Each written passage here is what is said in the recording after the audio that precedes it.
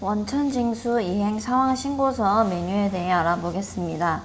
원천징수 대상 소득을 지급하는 원천징수 의무자는 납부세액의 유무와 관계없이 원천징수 이행 상황 신고서를 작성하여 제출하여야 합니다. 제출일자는 소득 지급일이 속하는 달에 다음 달 10일까지 제출을 합니다. 원천징수 이행 상황 신고서는 근로소득뿐만 아니라 퇴직소득, 사업소득, 기타소득, 이자 배당 그 외 소득까지 반영하여 일괄적으로 신고할 수 있습니다. 먼저 조회할 기속기간과 지급기간을 입력을 합니다. 다음으로 신고 구분을 선택을 하는데 기본으로는 1번 정기신고로 되어 있습니다.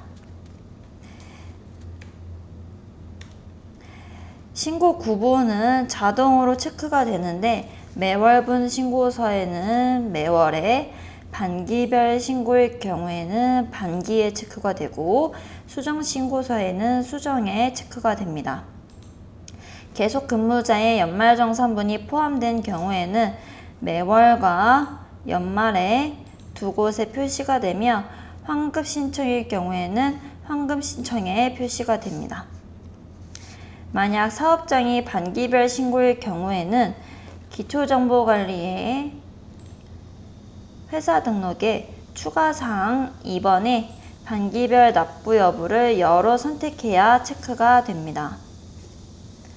다음으로 연말정산분 반영 신고 시에는 연말에 자동으로 체크가 되며 인정상여나 소득처분에 따른 신고 시에는 소득처분에 체크를 합니다. 만약 원천징수세액의 환급일 경우에는 환급 신청을 할 수 있는데 이때 하단에 21번 환급 신청액에 금액을 입력하면 환급 신청 칸에 자동으로 체크가 됩니다. 원천징수 이행 상환 신고서는 기속연월과 지급연월 기준으로 합산하여 신고합니다. 하지만 다른 소득을 같은 월에 함께 지급하는 경우 기속연월별로 각각 작성하여 제출해야 합니다. 예시로 만약에 3월급여, 4월급여를 모두 4월 말에 지급한 경우에는 기속기간을 3월로 설정하고 지급기간을 4월로 하나 작성을 하고 그 다음에 기속기간을 또 4월로 설정을 하고 지급연월도 4월로 하나를 작성을 해서 총 2개의 원천징수 이행 상환 신고서를 제출을 하면 되겠습니다. 그 다음에 중도퇴사자 급여를 반영하여 신고한 경우에는 먼저 연말정산 추가자료 입력해서 반영 후 원천징수 이행 상환 신고서에서 불러오기를 하면 중도퇴사란에 반영이 됩니다.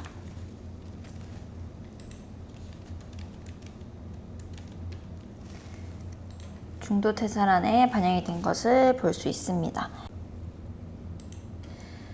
그리고 원천징수 이행 상환 신고서에서 기속기간을 예를 들어서 2월로 설정을 한 다음에 조회를 해보게 되면 이런 식으로 연말정산 추가 납부세에 분납을 적용하겠냐는 메시지가 나옵니다.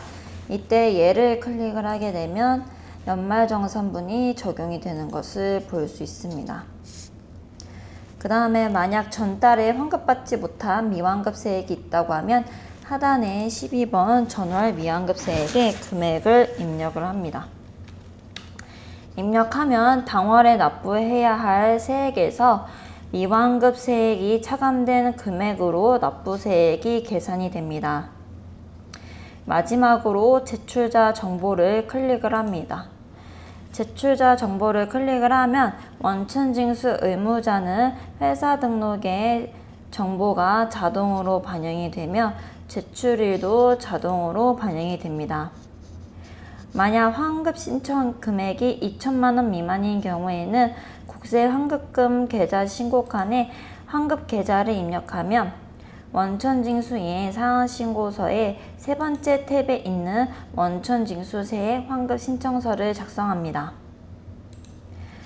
최종 확인 후 상단 F8번 마감을 클릭을 하면 마감 처리가 되며 더 이상 수정할 수 없으며 다시 수정 시에는 상단의 F8번 마감 취소를 클릭하면 다시 수정할 수 있습니다. 추가로 기속기간이나 지급기간에 커서를 놓으면 상단 F7번 신고 현황이 활성화가 됩니다. 원천징수 이행 상한 신고서를 작성한 내역을 볼 수 있습니다. 원천징수 이행 상한 신고서를 한 번에 일괄적으로도 인쇄를 할 수 있으며 예를 들어서 건강보험공단에서 조사가 나왔을 때 이때 원천징수 이행 상한 신고서를 1년치를 요구할 수가 있는데 F7 신고 현황 기능을 통해 일괄 인쇄를 할 수도 있습니다. 조회를 원하는 데이터를 더블 클릭하면 해당하는 원천징수 이행 상한 신고서도 조회할 수 있습니다.